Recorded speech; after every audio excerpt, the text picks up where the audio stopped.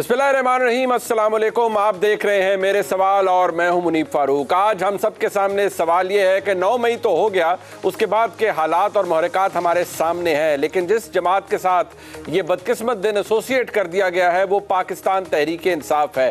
पाकिस्तान तहरीक इंसाफ के सरबराह जनाब इमरान खान यानी कासिम के अब्बा गुज़िश्ता रोज़ JIT के सामने पेश हुए। JIT ने मुतअद्दिद सवाल किए। याद रहे इमरान खान साहब से पहले भी जिस हवाले से भी मुतअद्दिद इल्ज़ामात उन्होंने लोगों के खिलाफ लगा रखे हैं, सरकारी ओहदों पर, बड़े बड़े अहम ओहदों पर लोग मौजूद हैं, उनसे मुतल्लिक लगा रखे हैं, लेकिन जब सवाल किया जाता है तो एविडेंस वो नहीं दे पाते। यहाँ रियासत ने उनके सामने एविडेंस रखा है, उनके सामने सवालात रखे गए, लेकिन उनका जवाब ये था कि ये लोग उनकी जमात से ताल्लुक़ नहीं रखते और वो ये भी कहते सुनाई दिए कि जो किया जा रहा है वो इसका जवाब देंगे और जब वो वापस आएंगे यानी इक़्तिदार में आएंगे तो हर एक से जवाब तलबी करेंगे।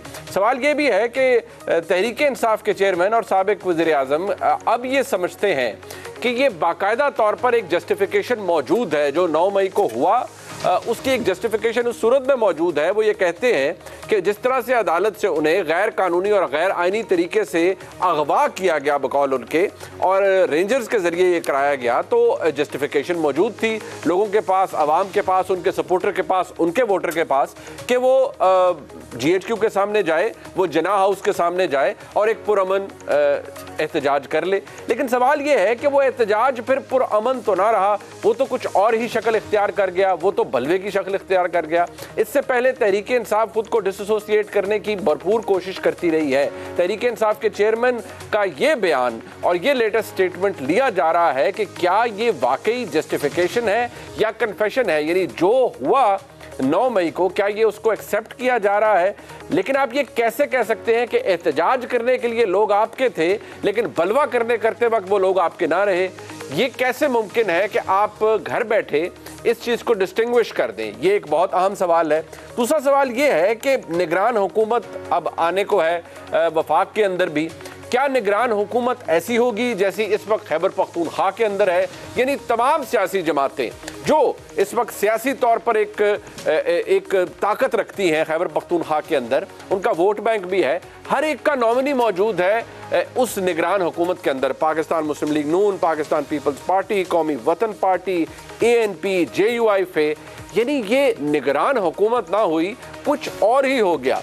और ये बात ढकी छुपी नहीं है, यानी वो मोअज़्ज़ज़ सियासी रहनुमाम जो कि इन जमातों से ताल्लुक़ रखते हैं वो बाकायदा तौर पर अपनी हिमायत का उन तमाम लोगों को उनका एतराफ़ करते हैं टेलीविज़न के ऊपर बैठ के कि हाँ जी ये हमारा हमायत याफ्ता है या ये हमारा नॉमिनी है, ये हमारे नुमाइंदे हैं वहाँ पर। तो फिर ये निगरान हुकूमत तो ना हुई, और अगर यही निगरान हुकूमत होगी, इसी तरह की होगी, तो फिर वफाक के अंदर निगरान हुकूमत कैसी होगी? याद रहे कि राजा रियाज साहब इस वक्त लीडर ऑफ द अपोजिशन है और राजा रियाज साहब का खुद रिकॉर्ड के ऊपर स्टेटमेंट है कि वो टिकट किससे लेंगे या वो किससे टिकट लेने के ख्वाह हैं।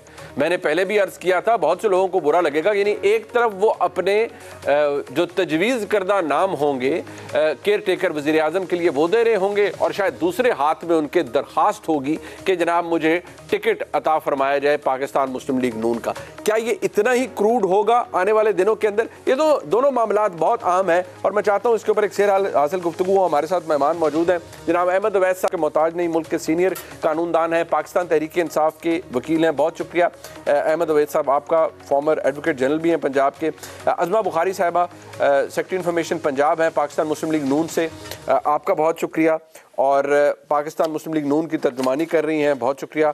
अभी कुछ देर में हमें ज्वाइन कर रहे हैं जनाब फैसल करीम कुंडी साहब, वज़ीर मुमलिकत हैं, पाकिस्तान पीपल्स पार्टी से उनका ताल्लुक़ है। यकीनी तौर पर उनसे भी पूछेंगे हम कि फिर क्या अगर ऐसे ही केयर टेकर हुकूमतें बननी हैं जिस तरह की खैबर पख्तूनख्वा के अंदर है, तो फिर तो अल्लाह ही हाफिज़ है, फिर तो क्या होगी इलेक्शन की ट्रांसपेरेंसी और क्या होगी फेयरनेस, इसके ऊपर बात होगी। लेकिन सबसे पहले मैं अज़मा बुखारी साहब आपसे गुफ्तगू का आगाज़ करना चाहूँगा। तहरीक इंसाफ के चेयरमैन ने जो कहा वो हमारे सामने है, जाहिर बात है इस वक्त उनकी कोई तकरीर नेशनल टेलीविजन पर नहीं आती, लेकिन जारी बात है वो डिजिटल मीडिया पर लोग, उनकी बड़ी मैसिव फॉलोइंग है, लोग देखते हैं, उनकी ये बात अपनी जगह मौजूद है और वो बार बार ये कहते हैं। JIT के सामने भी उन्होंने ये कहा कि भाई आप ऐसा माहौल क्रिएट करेंगे तो लोग फिर भेड़ बकरियां तो नहीं है, एहतजाज तो वो करेंगे, तो पुरअमन एहतजाज का तो हर जगह हक है, चाहे वो GHQ हो या वो जना हाउस हो। और ये भी उन्होंने कहा जो जेआईटी के सामने उनकी पेशी हुई, ये भी उन्होंने कहा कि ये जो लोग बलवा कर रहे हैं, जो तस्वीर उन्हें दिखाई गई, उन्होंने कहा ये मेरे लोग नहीं हैं। यानी पुरअमन एहतजाज तक उनके लोग थे, वो उन्होंने किया। और उनकी बात एक लिहाज से कोर्ट ने उनको विंडिकेट किया कि उनकी गिरफ्तारी गैर कानूनी थी। तो आज के हालात में उन्होंने एक डिस्टिंक्शन ड्रॉ करने की कोशिश की है कि मेरी गैर कानूनी गिरफ्तारी पर लोगों ने एहतजाज किया, जिसका उन्हें आईनी और कानूनी हक था, लेकिन बलवा या जो इंतशार था वो मेरे लोगों ने नहीं फैलाया। बहुत शुक्रिया मुनीब। देखिए, प्रॉब्लम यह है कि जो ज़हनी हालत इस वक्त चेयरमैन तहरीक-ए-इंसाफ की है, पाकिस्तान की पूरी अवाम की ज़हनी हालत वो नहीं है। और लोग सेहतमंद हैं, उनके पास शऊर मौजूद है कि वो गलत और सही में तफरीक कर सकते हैं। और फिर ये मीडिया का और सोशल मीडिया का दौर है, जिसमें हर चीज़ जो है वो सबूत के साथ जो है वो शामिल है। कौन लोग अंदर गए, उन्होंने कौन कौन से लड़के थे जिन्होंने वहां आग लगाई, कौन कौन से बच्चे थे जिनके बैग्स जो है शोल्डर पर बैग्स थे, वो पूरी तैयारी के साथ है। अब गारों वाला तो जमाना नहीं है ना कि पत्थर रगड़ के आग लगाई गई हो। जाहिर है आग का इंतजाम, पेट्रोल पंप बम बनाने की जो है वो पहले ही ट्रेनिंग जमान पाक में दी जा चुकी थी। और कितने सबूत चाहिए। आज जो है वो हमारी एक साबिका एमपी है नीलम हयात साहिबा, उनके भी एक क्लिप चल रहा है जिसके अंदर वो बता रही हैं कि जिनको भेजा गया था और लाहौर की तरफ से ये कॉल आई थी और कहा था कि इमरान खान सबको हुक्म है कि वहां जाएं। और वहां जाकर वहां पे ये सब पिकनिक करने तो गए नहीं थे, और ना इनके ऊपर इल्जाम जो है वो एहतजाज करने का है, इनके ऊपर इल्जाम बलवा करने का है। सो ये जो इमरान खान साहब को अपनी जो सूट करता है ना चीज, वो ले लेते हैं, बाकी वो सब कुछ डाल के फारिग हो जाते हैं। ये पहली दफा नहीं कहा उन्होंने कि मुझे पकड़ोगे तो यही होगा, ये बात तो पहले भी कर चुके हैं। और इस्लामाबाद हाई कोर्ट में जहां उनको जो केस बन गए थे उस पर भी जमानत मिल रही थी, जो बनने वाले थे उस पर भी जमानत मिल रही थी, जो कभी बन जाएंगे उन पर भी जमानत मिल रही थी। उस वक्त जो है वो जज साहब के जो है वो अदालत में बैठे हुए उन्होंने जो क्लिप जिसमें रिकॉर्ड कराया, जिसके अंदर वो कह रहे हैं कि मुझे अगर दोबारा पकड़ा गया तो फिर ऐसा ही रिएक्शन आएगा। तो ये धमकियां देना, ये बलवा कराना उनके एजेंडे में शामिल है। और क्या 2000 जो है वो 14 के अंदर हम ये सब देख नहीं चुके हैं? क्या पार्लियामेंट और पीटीपी पे हमला इन्हीं पर अमन मुजाहिरीन ने नहीं किया था?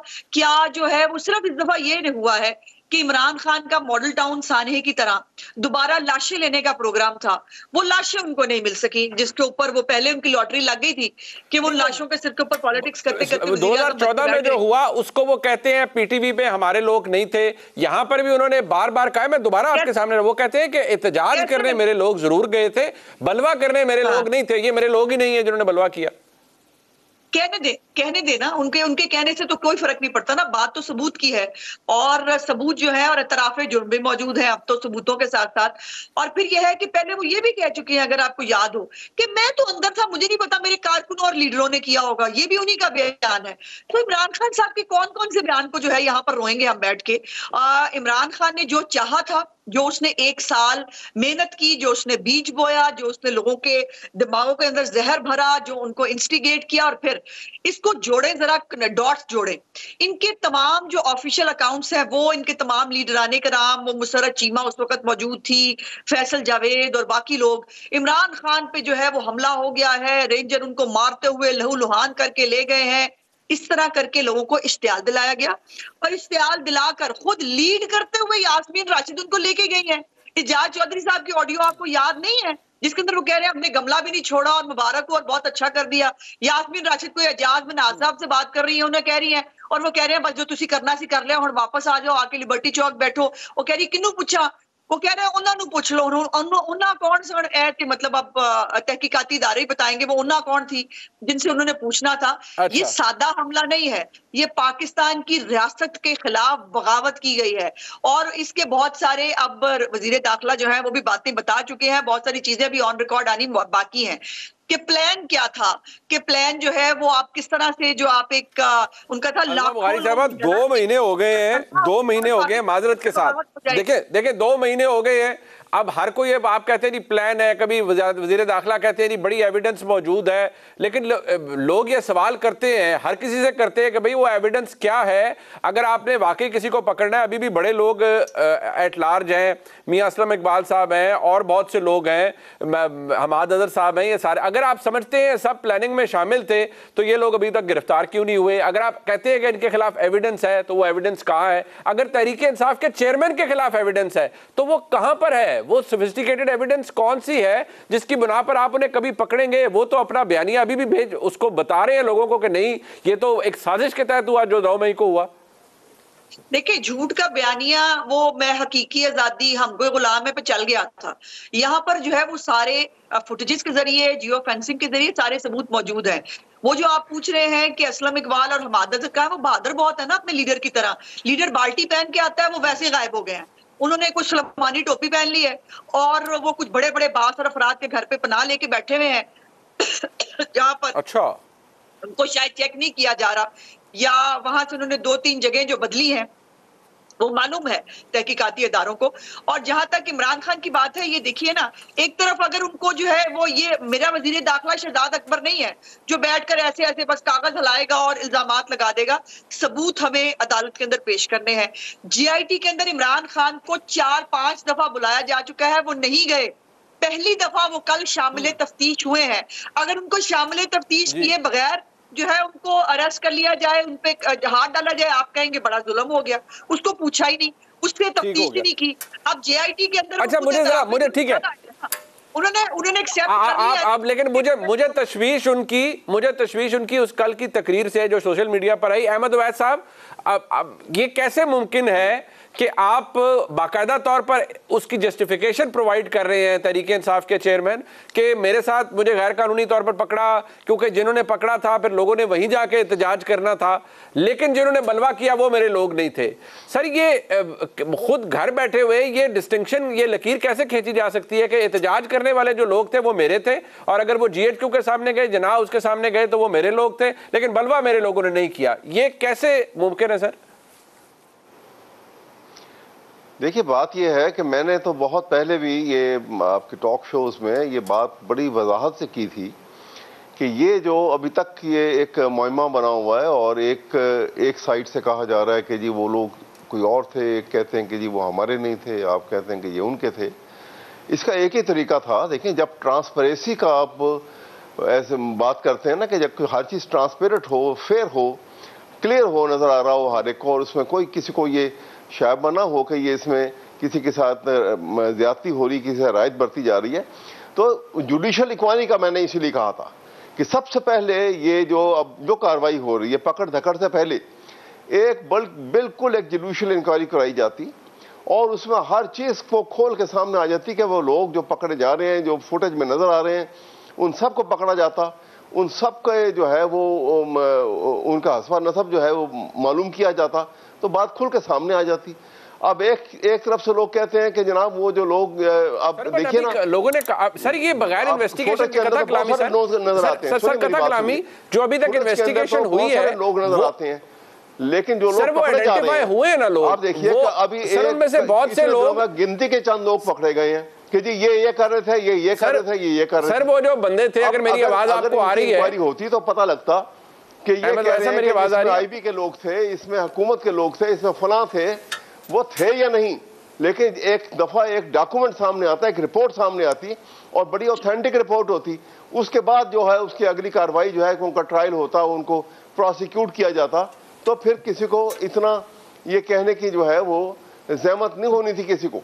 जब आप उसकी ट्रांसपेरेंसी जो है वो क्वेश्चनेबल होगी तो फिर उसके ऊपर ये सवाल तो उठेंगे नहीं, बट ट्रांसपेरेंट तरीका अच्छा चल ठीक मुझे एक मुख्तसर सा ब्रेक लेना पड़ रहा है। फैसल करीम कुंडी साहब के पास भी मैंने जाना है और अहमद अवैध साहब के पास भी, क्योंकि अहमद अवैध साहब फरमा रहे हैं कि जुडिशल इंक्वायरी हो जाती, लेकिन जियो फेंसिंग हुई है, नादरा आइडेंटिफिकेशन हुई है, जो लोग जना उस पर जिन्होंने हमला किया बाकायदा तौर पर पाकिस्तान तहरीक इंसाफ के ऑफिस बेरर्स हैं जो जना उसके अंदर मौजूद थे, उनको सर्कल किया गया है, बाकायदा तौर पर उनकी स्टेटमेंट्स मौजूद है कि उनकी क्या जिम्मेदारियां थी। तो ये अब जुडिशल इंक्वायरी का जो डिमांड है इसकी क्या वैल्यू रह जाती है? एक ब्रेक के बाद और इस पर भी बात कर लेते हैं। और जो जस्टिफिकेशन प्रोवाइड किया तहरीक इंसाफ के चेयरमैन ने, वो कन्फेशन के तौर पर लिया जा रहा है कि आप एडमिट कर रहे हैं कि आपके लोग थे और वो एहतजाज करने गए, लेकिन आप ये नहीं कि आप मान रहे कि जिन लोगों ने बलवा किया वो लोग आपके लोग थे। एक ब्रेक के बाद बात करते हैं हमारे साथ।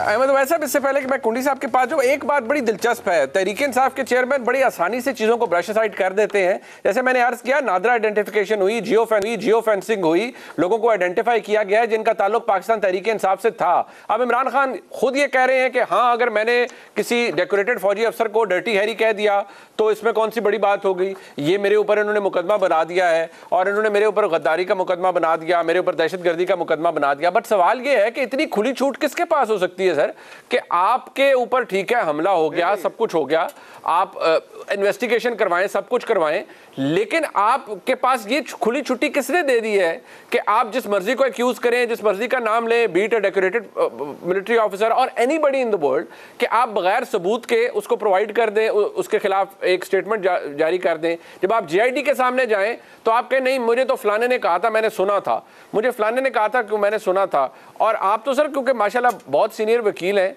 क्या मुतअद्दिद फैसले नहीं आ चुके सुप्रीम कोर्ट के कि आंखें बंद करके एफआईआर भी दर्ज कर देना वो भी कोई कानूनी मामला नहीं है? जी बिल्कुल नहीं है। मैं आपको एक बात और भी बताना चाहता हूं। देखिए, असल में बात ये होता है कि जब आप स्टेट जो है ना, स्टेट का फंक्शन जो है बड़ा सेंसिटिव भी होता है और इम्पॉर्टेंट भी होता है। अब स्टेट ने जब ये बात है, उसने एक इम्पार्शियलिटी क्रिएट करनी है, उसने फेयरनेस दिखाना है, तो उसके लिए इसीलिए मैंने इंक्वायरी की बात की थी। दूसरा, जब इंक्वायरी होगी तो ये बात कोई भी इग्नोर नहीं करेगा कि पंजाब पुलिस जो है उस दिन कहां थी, वो इतने बड़े कंटेनर कहां गए, चले गए, गायब हो गए थे। ये आईजी पुलिस जो है, ये इनसे पूछगिछ होनी चाहिए थी कि भाई तुमने ये क्या किया है, तुम्हारा काम तो प्रोटेक्शन देना था पब्लिक प्रॉपर्टी को भी और लोगों को भी, तो तुमने ये तुमने अपनी जो डेरिलिक्शन ऑफ ड्यूटी जो है, ये क्रिमिनल नेग्लिजेंस है या ये कोई प्लान, किसी का प्लान का हिस्सा था, ये सारी चीजें इंक्वायरी के सामने आनी चाहिए थी। और उसके बाद आप सजा से किसी को ना छोड़ा जाए। मैं अभी भी आपसे कहूंगा कि जो बिल्कुल प्रूव हो जाता है कि ये वाकई शख्स जो है ये मुलविस था, उसको बिल्कुल जो ऑफेंस बनता है उस ऑफेंस के अंडर उसको सजा दी जाए। कोई हर्ज नहीं है, कोई बुराई की बात नहीं। सर मेरी अर्ज सुन लीजिए, सर मेरी अर्ज सुन लीजिए, क्या पाकिस्तान तहरीक इंसाफ के चेयरमैन और साबिक वजीर आजम लोगों को, अब मैंने रिसेंटली आपका एक स्टेटमेंट सुन रहा था, क्योंकि आपके स्टेटमेंट को मैं वैल्यू देता हूं, आपने फरमाया कि पीडीएम की हुकूमत ने फौज को बीच में मुलविस कर दिया और अवाम को फौज के सामने और फौज को अवाम के सामने खड़ा कर दिया। सर ये कैसे? इमरान खान खुद बहसियत फॉर्मर प्राइम मिनिस्टर फौज के खिलाफ, एक सरकारी अफसर के खिलाफ नफरत इंजेक्ट करते रहे लोगों में कि ये फलाना है, ये फलाना डर्टी हैरी है, या फलाना मीर जाफर है, फलाना मीर सादिक है, and then one fine day when a catastrophe happens he says कि नहीं, ये तो इन्होंने इंजीनियरिंग के तहत किया है, ये तो साजिश हुई है मेरे साथ। लोगों के ज़हनों में नफरत तो तहरीक इंसाफ के चेयरमैन ने पूरा 1 साल भरी है, वो उससे डिस्टेंस कैसे कर सकते हैं खुद को?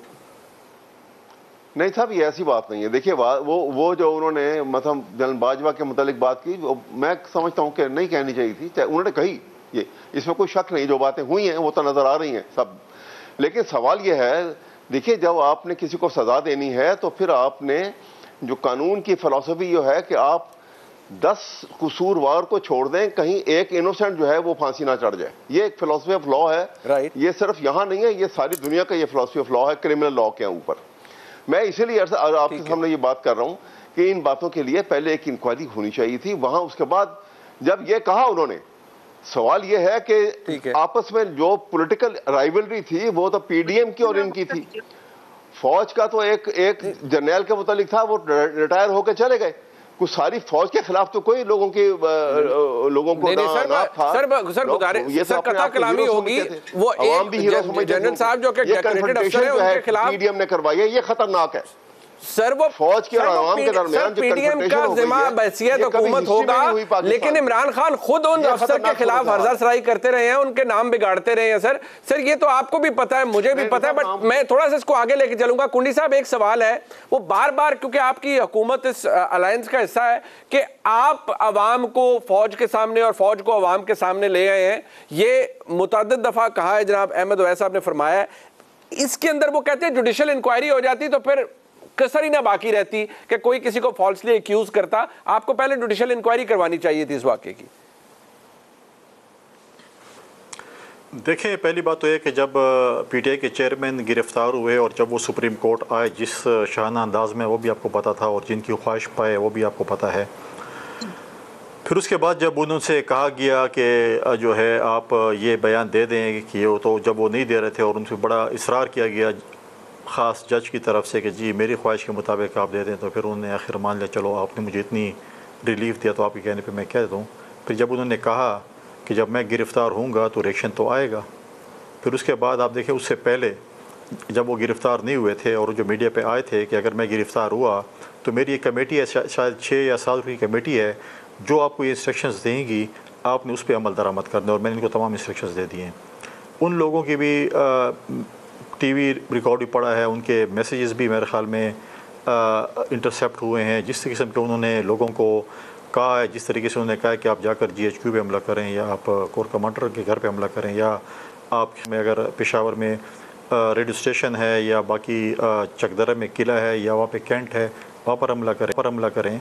तो ये सब के सामने एक कौन कर रहा था? क्या मुल्क दुश्मन यहाँ पर आए हुए थे? क्या इंडिया यहाँ पे आया हुआ था? क्या कोई और आए हुए थे? फिर आपके लीडरशिप ने, क्या आपकी जितनी भी लीडरशिप है उसने किसने उस पर कंडेम किया? उसका तो चीख ही के चला के कह रहे थे कि ऐसा तो होगा। फिर उसके बाद हाई कोर्ट में इस किस्म की उन्होंने स्टेटमेंट दी प्रेसिडेंट आर्मी चीफ के ख़िलाफ़। तो ये सब कुछ सामने कह रहे कि नहीं मैं तो इनको जानता भी नहीं, ये तो इनकी पुरानी आदत है, जिनसे काम ले लेते हैं उनके बाद उनको पहचानने से इनकारी होते हैं। जैसे मुख्तलिफ औकात पर कहा गया कि ये मोहसिन कुछ इंसान हैं, तो मोहसिन कुछ इंसान था पीटीआई का चेयरमैन, जिनसे काम आज मुझे बताएं कि जो जिन यूथ को, जिन वर्करों को इन्होंने वर्गलाया था, जिन गलत रस्ते पर लगाया था, आज उनको पूछने वाला कोई है? मुझे तो उन लोगों पे जो है, मैं समझता हूँ कि मैं उनके साथ शायद खड़ा हूँ जिन लोगों को इन्होंने इस्तेमाल किया और आज इनको बेसर सामानी की हालत में छोड़ के, क्या उनके खिलाफ, उनके हक़ में उन्होंने कोई स्टेटमेंट दी कि मेरे पार्टी के फ़लाँ लोग जो हैं वो इस वक्त जो है जेलों में हैं या थानों में या ये चीज़ें हैं? उनको तो डिसोन कर दिया कि मैं उनको जानते ही नहीं कौन है, क्योंकि इन्होंने किसी कहने पे किया है। तो डिसोन करना और दूसरे मारना, फैसल भाई मैं कथा कलामी होगी। मुझे एक ब्रेक लेनी पड़ रही है, वापस आऊंगा और फिर अज़मा बुखारी साहब के पास जाऊंगा। वो रिस्पॉन्ड करना चाह रही थी अहमद अवैस साहब की जो गुफ्तगू थी, उसको भी एक ब्रेक के बाद हमारे साथ रहिएगा। इस सारे मामले से इसका इमरान खान बार बार एक ही बात करते हैं, कासिम के अब्बा बार बार एक ही बात करते हैं कुंडी साहब, के इस तमाम वाक़े से अगर किसी को फ़ायदा हुआ है तो वो PDM की हुकूमत है जिसको फ़ायदा हुआ, और इन्होंने मेरी जमात को क्रश करने के लिए, मेरे लोगों को पार्टी से अलहदा करने के लिए इसको सियासी तौर पर इस्तेमाल किया है। तो उनके नज़दीक ये सब एक बहुत बड़ी साजिश थी जिसका पाकिस्तान तहरीक इंसाफ शिकार हुई, और उसका बेनिफिट आपने लिया, पीपल्स पार्टी ने, मुस्लिम लीग नून ने, आपके इत्तेहादियों ने। नहीं मुनीब भाई, देखें उनको दुश्मनों की, सियासी दुश्मनों की ज़रूरत नहीं थी, वो अपने लिए खुद ही काफ़ी थे। और हम आज से नहीं कह रहे थे, आप इस पार्लियामेंट में जब से ये 2018 से ये असम्बली आई है, आप उसमें प्रेसिडेंट ज़रदारी साहब की तकरीरें सुने, उन्होंने 4-5 तकरीरें की होंगी, और साथ में अगर आप प्रेसिडेंट ज़रदारी साहब के टीवी इंटरव्यूज़, शायद उन्होंने एक दो का इंटरव्यू दिए होंगे, उनमें जो प्रेडिक्शन PTI के ऊपर की थी वो मन सही साबित हुई कि ये ख़ुद ही अपने वज़न से गिरेंगे, ख़ुद ही अपने लिए काफ़ी हैं। आज आप देखें कि हमने तो नहीं कहा, हम तो आज भी कहते हैं पॉलिटिकल लोग हैं, पॉलिटिकल पार्टी से पाबंदी नहीं होनी चाहिए, लेकिन जो गलत लोग हैं, जो इस किस्म की बातें करते हैं, जो इस किस्म के काम करते हैं, उनको तो पॉलिटिकल पार्टीज बिल्कुल, पॉलिटिकल पार्टी में उनको बैन करना चाहिए, वो बिल्कुल बैन होने के काबिल हैं। लेकिन हम कभी भी नहीं कहते कि PTI बैन हो, पॉलिटिकल पार्टी, उनमें अगर अच्छे लोग हैं जो रूल ऑफ लॉ की बात करते हैं, हमारे मुखालिफ ही क्यों ना हो, जो कॉन्स्टिट्यूशन की बात करते हैं, बिल्कुल उनको होना चाहिए।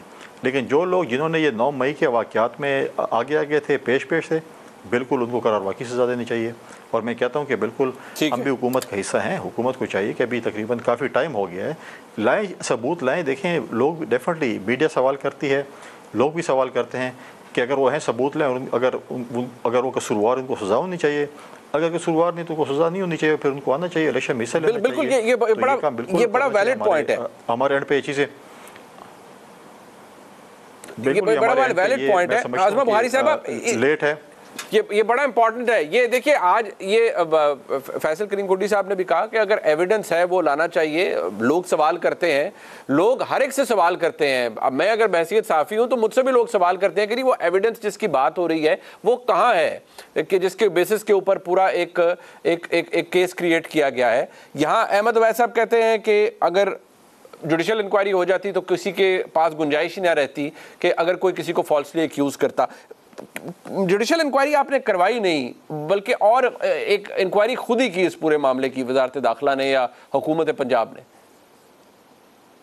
देखिए, या तो कोई ऐसा इंसान होता ना सामने जिसने कभी झूठ नहीं बोला, जो फ्रॉड में कभी जो है वो नहीं रहा, जिसने कभी यू टर्न नहीं लिए, जिसने कभी इदारों को मलाइन नहीं किया, फिर तो चले बात समझ में आती है। जो आदमी 1 साल से मेहनत ही यही कर रहा था कि वो लोगों को फौज के खिलाफ उकसाए और मजहबी कार्ड भी इस्तेमाल कर ले, और जो इस वक्त सिटिंग हमारे आर्मी चीफ हैं उनकी रोकने के लिए अपॉइंटमेंट क्या क्या नहीं किया, लॉन्ग मार्च किया, फिर मैं असम्बलियां तोड़ दूंगा, फिर वो असम्बलियां भी तोड़ ली। एक उनकी पूरी कोशिश थी कि मुल्क के अंदर एक फितना जो है और फसाद का कोई मौका उन्होंने हाथ से जाने नहीं दिया। अब जुडिशियल इंक्वायरी तो फिर होनी चाहिए उस मामले की कि जहां पर 190 मिलियन पाउंड का एक मुलजम है जिसका रिमांड कानून के मुताबिक मिला, उस रिमांड को तोड़कर उसको सरकारी गेस्ट हाउस में पार्टी करने के लिए भिजवाया जाए। फिर उसको केस जो है उनपे भी, जो नहीं है उनपे, जो हो सकते हैं उनपे, सब के ऊपर एक ब्लैंकेट जो है वो जमानत दे दी जाए। फिर 1 साल जो है वो इस मुलजम को जो है वो किसी भी केस में शामिल तफ्तीश ही ना होने दिया जाए। जुडिशियल इंक्वायरी इस चीज की होनी चाहिए। जुडिशियल इंक्वायरी इस चीज की होनी चाहिए कि ये वो लोग हैं, आपको याद होना चाहिए कोयटा का जो सलाब जदगान को रैली दौरान जो एक प्लेन क्रैश हुआ था, उस क्रैश के ऊपर भी जो नफरत इसने भर दी हुई थी आम आदमी के अंदर, अपने सपोर्टर्स के अंदर जो है वो फौज के खिलाफ, उसका इजहार उन्होंने उस मौके पे भी किया था। ये वही बात जो मैंने, जैसे मैं पहले कह रही थी, इनकी एक दहशतगर्दी की, इनकी एक फितना गर्दी की एक हिस्ट्री है। और इनका प्रोग्राम जो बार बार मैंने अवैध साहब को कई प्रोग्रामों में बताया है, मैं दोबारा गुजारिश करती हूँ कि पंजाब पुलिस के जो आपने 100 से ज्यादा पुलिस वाले क्या मार खाते नहीं देखे, वो उनका प्रॉब्लम ये है कि उनको मॉडल टाउन की तरह जो है वो सबक सीखते हुए उनके पास कोई फायर गन्स नहीं थी, वो मारे खाते रहे हैं। अहमद अवैध साहब एम्बुलेंस से चलाई गई है, अहमद अवैध साहब पुलिस वालों की गाड़ियां चलाई गई हैं, अली नासिर रिजवी की आंख फोड़ दी गई थी, हम जो पुलिस वाले हैं उनको उनके सिर फाड़ दिए गए, उनको मारा गया। ये सब आपने नहीं देखा, इसकी भी फुटेजेस मौजूद हैं। ये जो जैसे मैंने कहा, ये मीडिया का जमाना है। इमरान खान के घर बैठ के झूठ बोलने से कोई फर्क नहीं पड़ता। और फिर आप ये भी याद रखिए, वो धमकियां देता रहा जीआईटी को, मुझे आने दो, मैं तुम सबको पूछ लूंगा, मैं तुम सबको देख लूंगा। वो अभी भी पता नहीं कौन से स्टेट ऑफ माइंड के अंदर है। और जैसे मैं कह रही हूं कि ये खाली हमला नहीं है, ये पाकिस्तान के अंदर म्यूटनी कराने की एक साजिश थी जो अल्हम्दुलिल्लाह परवरदिगार ने कामयाब नहीं होने दी। अदरवाइज इस आदमी ने प्रोग्राम पूरा बना लिया था। मुझे बताइए, भुट्टो शहीद तख्तादार पर नहीं चढ़ गए? बेनजीर भुट्टो जो है वो मारी नहीं गई। जो नवाज शरीफ है उनको 2 दफा जला वतन नहीं किया गया, उनको हाई जैकर नहीं बनाया गया। क्या हम पॉलिटिकल लोग नहीं है, या हमें अपनी लीडरशिप से प्यार नहीं है, या हमें गुस्सा नहीं आता? हमारी ट्रेनिंग ऐसी नहीं हुई। हमें कहा गया कि एहतजाज जो हम करते हैं वो पुरअमन एहतजाज होता है। 10 डाउनिंग स्ट्रीट की कल एग्जांपल दी, जरा 10 डाउनिंग स्ट्रीट के सामने खड़ा करके किसी एक बंदे से ये जो है जुर्रत करवा दे कि वो किसी एक इदारे के खिलाफ जो है वो सिर्फ नारे लगा दे। अमेरिका जिसके आजकल पेट में बहुत दर्द हो रही है इमरान खान की मोहब्बत के लिए, क्योंकि वहां पर लॉबिंग एजेंसियां काम कर रही है। मैं तो रिसेंटली भी कहा है, फौज की तरफ तो वहां देख भी कोई नहीं सकता। किसी मुहज़्ज़ब डेमोक्रेसी के अंदर आप जरा कोशिश करें एक अनरूली एहतजाज करने की तो समझ आ जाती है, इतनी ज्यादा सख्ती है। अच्छा, एक बात ये चले, ये पूरा नैरेटिव तो चले उन्होंने बनाया, या उसकी आपके अपने दलाइल हैं, अहमद अवैध साहब के अपने, बट मैं एक अहम मौजू है उसकी तरफ आपको लाना चाहूंगा, वो है निगरान हुकूमत का। अब देखिए, मैं क्योंकि कुंडी साहब हमारी खुशकिस्मती है, कुंडी साहब भी यहाँ पर मौजूद हैं, वज़ीर मुमलिकत भी हैं, आप तशरीफ़ रखती हैं। अहमद अवैध साहब की जो यारी बात है, वो वकील हैं पाकिस्तान तहरीक इंसाफ के। इमरान खान का तो मौक़िफ़ ही ये है कि देखिए, इन्होंने ये गेम मैच फिक्स करके इलेक्शन जीतना है, मुझे बाहर रखना है, मुझे 9 मई के वाक़े को भी इन्होंने मेरे खिलाफ इस्तेमाल करवाया है और मुझे साइड पे कर दिया है, और करने की कोशिश भरपूर की गई है। उसकी मैनिफेस्टेशन अगर मैं खैबर पख्तूनख्वा की निगरान हुकूमत को देखूं तो वो तो बड़ी चौंका देने वाली और बड़ी अफसोसनाक है। यानी खैबर पख्तूनख्वा की निगरान हुकूमत के अंदर सियासी जमातों के हिमायती याफ्ता या नॉमिनीज मौजूद हैं। अगर ऐसी ही निगरान हुकूमतें बननी है आज़मा बुखारी साहिबा, तो चले पंजाब के अंदर मौजूद है, अभी बलोचिस्तान में बननी है, अभी वफाक के अंदर बननी है, सिंध के अंदर बननी है, तो ऐसी हुकूमतें बनेंगी? क्योंकि खैबर पख्तूनख्वा के अंदर मिसाल तो बड़ी हिला देने वाली है। नहीं, कमाल बात है ना, खैबर पख्तूनख्वा में जो है बगैर इलेक्शन कमीशन के इन्वॉल्व हुए वो खुद पीटीआई की हुकूमत जो है उस वक्त मौजूद थी ना, महमूद खान की, अपनी मर्जी से वो कैबिनेट बनाए, जो है वो मिलकर कैबिनेट बनाए, वो भी किसी ने करा दिया। फौज के खिलाफ तकरीरें भी किसी और ने करा दी, आर्मी चीफ के खिलाफ साजिश भी किसी और ने करा दी, असम्बलियां भी इनसे किसी और ने तुड़वा दी। इसको तो कच्ची जमात में दाखिला दिला दे। फिर ये बेचारा इतना ही मासूम है कि हर कोई इससे सब कुछ करवा देता है, इस्तीफे भी इससे किसी और ने दिलवा लिए थे, तो इसको तो कच्ची जमात में पढ़ना चाहिए। ये क्या कर क्या रहा है सियासत के अंदर? हमने कोई ठेका नहीं लिया हुआ इसको उंगली पकड़कर जो है वो सियासत सिखाने का। अपने ब्लंडर ये खुद करता रहा, जो तवीजों पे चलता हो, जो मौकलों पे चलता हो, उसका फिर अब हम तो कुछ नहीं कर सकते। जहां तक केपी की बात है, अज़मा बुखारी साहब वो तवीज पे चले या मौकल पे, बट मेरा सवाल आपसे ये था कि आपने क्या वफाकी हुकूमत ने भी फिर राजा रियाज साहब के साथ मिलकर, जिन्होंने खुद कहा हुआ है कि वो आपकी टिकट चाहते हैं मुस्लिम लीग नून की, उनके साथ मिलकर आप कैसी निगरान हुकूमत बनाएंगे वफाक के अंदर भी? मैं तो ये सवाल कर रहा हूं, वैसे ही बनाएंगे जैसे खैबर पख्तूनख्वा में बनाई है कि आपका भी नॉमिनी होगा, पीपल्स पार्टी का भी होगा, मौलाना का भी होगा, एएनपी का भी होगा, और फिर लगे हाथ फिर पीटीआई से भी पूछ लीजिए कि भाई आप भी अपना कोई नॉमिनी दे दीजिए जो हम काबीना के अंदर डाल लें। फेयर प्ले होना चाहिए ना। देखिए फेयर प्ले, फिर अगर आप ये कह रहे हैं कि फेयर प्ले नहीं हुआ तो उसमें पीटीआई शामिल थी ना केपी के अंदर। मेरी गुजारिश ये है कि अब 9 मई से बहुत पहले राजा रियाज और उनका एक ग्रुप जो है वो तहरीक इंसाफ से साइड पे हो गए थे। अब तो खैर पूरी पार्टी जो है वो साइड पे हो गई है।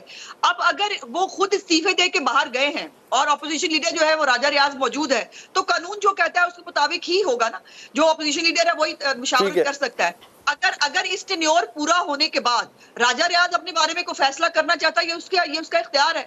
और क्या ये इलेक्टेबल्स पहले ये फैसले नहीं करते? नहीं, ये वैसे नहीं, कानूनी तौर पर मॉरली इसके ऊपर सवाल उठता है, बट क्योंकि मेरे पास वक्त कम है, मेजर अहमद वैस साहब, ये निगरान हुकूमत का नहीं, मेरी बात अरे चले, मैं वो वक्त कम है, मेजर अहमद वैस साहब का पॉइंट ले लूं, इंपॉर्टेंट है, फिर मैंने कुंडी साहब से बात पार्टी से तोड़कर दूसरी पार्टी पे नहीं भिजवाया गया। कमाल बात कर रहे हैं, उस वक्त ये सब अच्छा था। चले नहीं, बट सवाल ये है ना कि अभी जिस तरह की निगरान हुकूमतें आपने खैबर पख्तूनख्वा के अंदर बनाई है, वो ऐसे नॉमिनीज नहीं होते। वो केयर टेकर प्राइम मिनिस्टर के लिए कम से कम होता है कि मेरे ये नॉमिनी है, आपके ये है, जो चले मुशावरत हो जाए, कंसल्टेशन हो जाए, नहीं होती तो फिर कमेटी के पास जाए। बाकायदा सियासी जमातों के नॉमिनीज नहीं होते केयर टेकर गवर्नमेंट के अंदर। अहमद वैस साहब, अगर पाकिस्तान तहरीक इंसाफ से, अच्छा चले अब आगे तो जाने देना, अनऑफिशियली अगर कोई पूछता है तो क्या आप चाहेंगे काबीना के अंदर कोई मेंबर होने चाहिए फिर वफाक के अंदर भी, पीटीआई के भी? तो चले सारे होंगे तो फिर आप भी हो जाए। मेरे ख्याल में एक सवाल ये है कि वो जब शुरू ही में एग्री, जिस तरह यहाँ पे हुआ था, आपने देखा कि पंजाब हुकूमत के वक्त भी इन्होंने एग्री नहीं किया था, एक स्कीम थी, उसके बाद इलेक्शन कमीशन ने फिर अपने आप नॉमिनेट कर दिए। यही सूरत हाल यहाँ पर भी होगी, इसलिए वो ये इमटेरियल है कि ये नॉमिनी देख करते हैं या नहीं करते हैं। सवाल ये है कि होते हैं या नहीं होते हैं। केयर टेकर सेटअप जो है उसका मकसद ये होता है कि उसने ट्रांसपेरेंसी क्रिएट करनी है, एस्टेब्लिश करनी है और दिखाना है कि ये ट्रांसपेरेंट इलेक्शन करवाए जा रहे हैं to facilitate election commission of Pakistan. Caretaker government का सिर्फ इतना ही उसकी जिम्मेदारी और असाइनमेंट होती है। अब ये देखना जो है ना, सवाल ये है कि जब एक असाइनमेंट मिले, आप डिस्पैशनेट होके अपने सेल्फ को माइनस करके नेशनल इंटरेस्ट को सामने रख के आप काम करें, वो भी काम हो तो मामला सुधर जाते हैं। जहां पे केयर टेकर जो है वो अपने असल काम को, मनसब को छोड़ के वो दूसरे कामों पे लग जाते हैं, जैसे पंजाब के अंदर हो रहा है और होता रहा है। आपने देखा जिस दिन से हुकूमत आई है, उन्होंने आर्टिकल, वो जो इलेक्शन लॉ जो है उसके एक्ट जो है 2017 का, उसके 230 जो उसका सेक्शन है, उसकी टोटल वायलेशन के अंदर ये हुकूमत फंक्शन कर रही है। ये बातें बड़ी सामने आ चुकी हैं, लेकिन बहरहाल कहने से फायदा क्या। दूसरी बात, एक तरफ आपको आपके सवाल का जवाब भी दूंगा। आपने कहा कि सिविलाइज जो जहाँ पे हुकूमतें और जो मुल्क सिविलाइज हैं वहाँ पे एजिटेशन ऐसे नहीं होते। अभी आपने रिसेंटली देखा है कि पेरिस के अंदर किस कदर बड़े एजिटेशन हुए हैं और वो एजिटेशन में कहाँ वो जुलूस नहीं गए हैं। दुनिया में जब मॉब मेंटालिटी एक ही तरीके से बिहेव करती है, जिस तरफ निकल जाती है उस तरफ जाती है और उसको वो जलाओ घिराव भी करती है। मेरा तो आर्गुमेंट ये है कि रियासत सख्ती भी तो करती है ना अनरूली मॉब के ऊपर। मेरे पास वक्त खत्म हो गया, मैं कुंडी साहब से जरूर पूछना चाहूंगा, लेकिन मेरे पास वक्त खत्म हो गया। जनाब फैसल करीम कुंडी साहब का, अहमद वैस साहब का और अज़मा बुखारी साहब आपका बहुत शुक्रिया। सवाल अभी भी अपनी जगह मौजूद है। तहरीक इंसाफ के चेयरमैन ने जो कहा उस सवाल बनकर हर एक के दिमागों में है, हर एक के दिमाग में रहेगा। जस्टिफिकेशन किस तरह से दे सकते हैं आप, कोई मानेगा नहीं, ना ही कोई एक्सेप्ट करेगा, क्योंकि 9 मई को जो हुआ उसने तारीख रकम की और एक बदतरीन तारीख रकम की। प्रोग्राम आपने देखा, फीडबैक देखने का शुक्रिया।